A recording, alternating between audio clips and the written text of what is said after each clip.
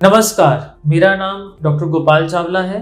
मैं Metro multi speciality hospital Noida में pulmonary and critical care physician हूँ, यानी छाती रोग के विशेषज्ञ हूँ। अभी आप जहाँ देख रहे हैं कि कोविड-19 की सेकेंड वेव से हाहाकार मचा हुआ है, एक अजीब सी अफरा तफरी मच गई है। जहाँ दिन में 2 से 2.5 लाख केस रोज आ रहे हैं, वहाँ से हर बंदे को लगता है कि हमें हॉस्पिटल की ज़रूरत है, कि हम लोगों को हॉस्पिटल में एडमिट होने की ज़रूरत है। ऐसा नहीं है। अगर हम जांच कर लें और पता कर लें कि क्या डिजीज़ की सिवियरिटी है, उसको कैटेगराइज कर लें, जैसे दिल्ली सरकार और भारतीय सरकार ने बोला हुआ है, तो हम उस कुछ जो पेशेंट्स हैं, जो हम कहते हैं जो माइल्ड कैटेगरी के जो पेशेंट्स हैं, उनका इलाज घर में भी आराम से करा जा सकता है। और ऐसा नहीं है कि ये पेशेंट बहुत कम है, ये 70 से 80% मरीज कोविड-19 के माइल्ड कैटेगरी में ही आते हैं और 20 से 30% मरीज ऐसे होते हैं जो मॉडरेट और सिवियर कैटेगरी में है। ये समझना बहुत आसान है कि माइल्ड कौन सा है, मॉडरेट कौन सा है, सिवियर कौन सा है। जो मरीज जिसका सैचुरेशन कम हो रहा है, 95% से कम हो रहा है, जिसको डायबिटीज़ है, वो सारे पेशेंट्स तो वो हैं जो मॉडरेट और सिवियर कैटेगरी में ही जाएंगे, ठीक है। या रेस्पिरेटरी रेट ज़्यादा है, जिसको हम बोलते हैं कि 24 से ऊपर का रेस्पिरेटरी रेट है। तो ये सब समझना थोड़ा सा मुश्किल है, थोड़ा सा जानकारी करना मुश्किल है। इसमें सबसे अच्छी तरीका यही है कि आप डॉक्टर से कंसल्ट करें। आज की डेट में जो इस समय प्रेजेंट वेव ऑफ पेंडेमिक चल रहा है, कोई भी फीवर, किसी प्रकार का भी बुखार, आपको ये सोचना है कि आपको कोविड-19 हो चुका है, तो आपको जैसे ही ये होता है, आपको अपने आप को सेल्फ आइसोलेट करना है, आपको किसी के कांटेक्ट में नहीं आना है और डॉक्टर से कंसल्ट करना है और उसी हिसाब से अपना ट्रीटमेंट स्टार्ट करना है। ऐसा भी है कि जब हम पेशेंट बुखार के साथ हमारे पास आता है या हमारे को फ़ोन करता है, तभी हम उनकी कुछ दवाइयाँ उसी टाइम पे ही स्टार्ट कर देते हैं और कोविड RT-PCR या रैट एंटीजन पॉजिटिव आने के बाद फिर हम बाकी दवाइयाँ स्टार्ट कर देते हैं। ऐसा भी नहीं है कि हर एक मरीज़ को ऑक्सीजन की ज़रूरत है, हर एक मरीज़ को रेमडेसिविर की ज़रूरत है, ऐसा बिल्कुल नहीं है। ये सिर्फ 10 से 20% मरीज़ हैं, पर ये भी बहुत ज़्यादा है। और अगर ये हम हैं तो हमें इस चीज़ का बिल्कुल ध्यान रखना है कि हम उसको अर्ली डिटेक्ट कर लें। आपने बहुत सुना होगा कि व्हाट्सएप पे मैसेज आया, पेशेंट नहीं जी हमारा पेशेंट तो माइल्ड कैटेगरी का है, ये ठीक हो जाएगा, बट धीरे धीरे हम देखते हैं कि सैचुरेशन फॉल हो रहा है। तो इसलिए आप लोगों को ये ध्यान रखना है कि दिन में 2 बार टेम्परेचर चेक करना है और सैचुरेशन चेक करनी है। सैचुरेशन चेक करने का तरीका पल्स ऑक्सीमीटर है, जो सभी घरों में हर समय होना चाहिए। कई बार मैंने देखा है, मेरे मरीज मेरे को बताते हैं कि हमारे किसी पल्स ऑक्सीमीटर में कोई और सैचुरेशन आ रही है, किसी में कोई और आ रही है। जब भी कभी आपको ऐसी दुविधा हो, तब आपको हमेशा अपना जो है उसके सेल चेक करने चाहिए और उस पल्स ऑक्सीमीटर को दोबारा उस पर रीडिंग लेनी चाहिए। कई बार क्या होता है कि औरतों ने जो नेल पॉलिश लगाई हुई है, उससे भी वो रीडिंग फ्लॉड आती है। तो इन चीज़ों का भी ध्यान रखना बहुत ज़रूरी है।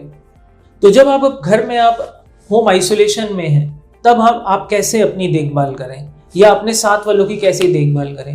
होम आइसोलेशन देखिए सिर्फ तभी पॉसिबल है जब आपके घर में एक सेपरेट रूम है और सेपरेट सैनिटरी फैसिलिटीज़ हैं। मीन्स कि आप अलग रूम में रह रहे हैं और आपको अलग बाथरूम और टॉयलेट की व्यवस्था है। अगर ऐसा नहीं है तो आप होम आइसोलेशन का कोई फ़ायदा नहीं है। आप घर रह के भी अपने बाकी सब प्रियजनों को इन्फेक्ट कर देंगे।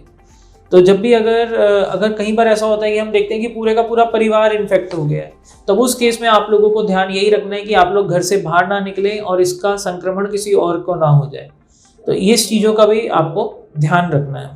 अब आप होम आइसोलेशन में हैं, बहुत सारे लोग हम देखते हैं कि इतनी सारी सोशल मीडिया पे, इतना सारा न्यूज़ में इतना डर पैदा हो गया है कि बस अब कोविड-19 हो गया, बस अब तो हम बचेंगे नहीं। या बहुत सारे लोग ओवर कॉन्फिडेंट हैं कि हमें तो कुछ हो ही नहीं सकता कोविड-19 से। दोनों प्रकार, दोनों एक्सट्रीम्स आपके लिए हानिकारक हैं। अगर आप कंप्लेसेंट हैं कि नहीं मेरे को कुछ भी नहीं हो सकता, और या आप ओवर कॉन्फिडेंट हैं, तो उस केस में आप कुछ चीज़ें हैं जो मिस कर देंगे। और अगर आपने ऐसी कोई चीज़ें मिस कर दी तो फिर ये बीमारी आपकी जान भी ले सकती है। तो आपको ये समझना है कि आपके सिम्टम्स क्या हैं, आपको डॉक्टर से कंसल्ट करना है और इसका इलाज करना। कुछ मरीजों में देखा गया है कि पेशेंट इनिशियली माइल्ड स्टेज में होता है, मतलब उसका सैचुरेशन ठीक होता है, उसको कोई सांस लेने में तकलीफ नहीं हो रही होती, थोड़ा बहुत बुखार होता है, खांसी होती है या पेट खराब होता है, बट 3-4 दिन बाद उसको ऐसा लगता है कि उसको सांस भी चल रही है, थकावट ज़्यादा हो रही है और सैचुरेशन पे भी ध्यान देते हैं तो धीरे धीरे एक पॉइंट कम होता जा रहा है। तो जब ऐसी कंडीशन आती है तो ये कंडीशन भी एक खतरनाक कंडीशन है। उसमें ये ना सोचिए कि हम माइल्ड कैटेगरी के पेशेंट हैं, अब आपकी डिजीज प्रोग्रेस कर चुकी है, क्योंकि डिजीज का नेचर ही प्रोग्रेसिव है। तो अगर ये डिजीज ऐसे प्रोग्रेस कर रही है तो उस केस में आप डॉक्टर से कंसल्ट कर सकते हैं, और अगर आपकी सैचुरेशन 92% से कम हो रही है तो आपको हॉस्पिटल के रुख लेना चाहिए, आपको हॉस्पिटल की तरफ जाना चाहिए। जब आप माइल्ड सिम्टम्स के साथ घर में होम आइसोलेटेड है तो आपको अच्छी डाइट लेनी है, मीन्स अच्छा खाना पीना है, जैसे बैलेंस्ड डाइट। ये नहीं कि आप सारी चीज़ें बाहर से मंगवा के खा रहे हैं। अगर बाहर से भी मंगवा के खा रहे हैं, अगर घर में बनाने की सुविधा नहीं है और आप बाहर से भी मंगवा के खा रहे हैं, तो अच्छी चीज़ें खानी है, जो बैलेंस्ड डाइट जिसमें प्रोटीन भी हो, कार्बोहाइड्रेट्स भी हो, तो ऐसी चीज़ें लेनी है। अपनी दवाई जो डॉक्टर के द्वारा दी गई हैं उसको टाइम से लेना है और बिल्कुल पैनिक नहीं करना है, अपना मानसिक संतुलन बना के रखना है। बहुत सारे पेशेंट्स में देखा गया है कि लोग बहुत डिप्रेस हो जाते हैं, बहुत ज़्यादा एंशियस हो जाते हैं। तो ऐसे केसेस में भी जब पेशेंट अपना पल्स ऑक्सीमीटर की रीडिंग लेता है तो उसका हार्ट रेट बहुत ज़्यादा बढ़ा हुआ आता है और उससे वो और घबरा जाता है। तो एक ये विशियस साइकिल बन जाती है कि एक घबराहट से दूसरी घबराहट पैदा होती है, फिर आप बाहर जाते हैं और दूसरे लोगों को भी इन्फेक्ट करते हैं और जो उनके प्रियजन हैं वो भी घबरा जाते हैं। तो इसी तरीके से ये कोरोना इतना बढ़ता जा रहा है।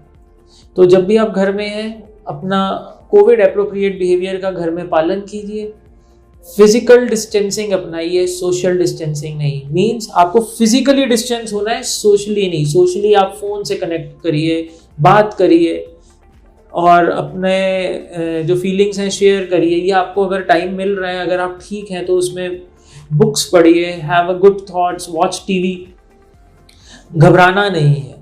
अब जैसे जैसे आगे दिन बीतेंगे हम देखेंगे कि मरीज़ हमारे ठीक हो जाएंगे, कुछ मरीज़ों में सांस की बीमारी रह जाएगी। एक बात बहुत ध्यान रखने वाली है, जब मरीज़ ठीक हो जाता है और उसको पहले मॉडरेट या सीवियर कैटेगरी की डिजीज़ थी तो उनको चांस होता है लॉन्ग कोविड सिंड्रोम होने का, जिसके बारे में हम फिर कभी बात करेंगे। बट इस चीज़ को हमेशा ध्यान रखिएगा, ठीक है, कि कभी आपको ये जो कोविड की जो भी बीमारी है इसका सीक्वल भी हो सकता है। मैं आशा करता हूँ कि मेरी ये छोटी सी बात आप लोगों को कहीं ना कहीं हेल्प करेगी।